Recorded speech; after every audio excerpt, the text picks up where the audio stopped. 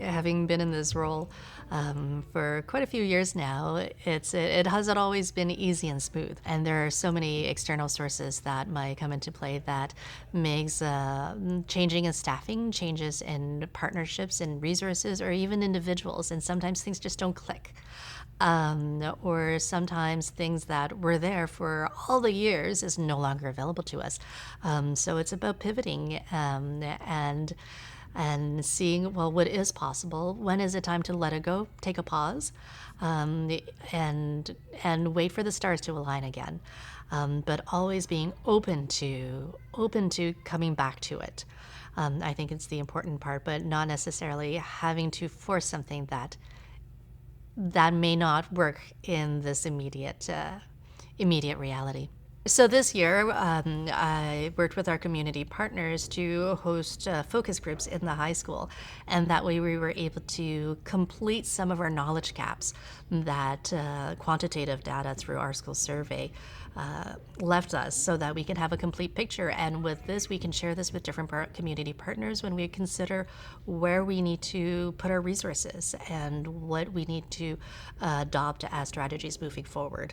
So, a concrete example, in this last year, we've had conversations with a partner and learning about their programming and a success that they've seen, and lessons that they've learned, and then we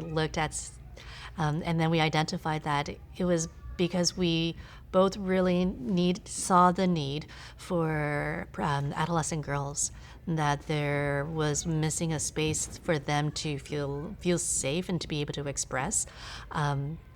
And through these conversations, we share dreams.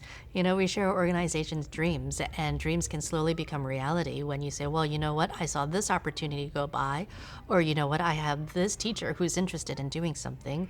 And she said, well, I have a summer project. Maybe let's take a look and see if we can turn this summer project into creating something that will fit with your needs.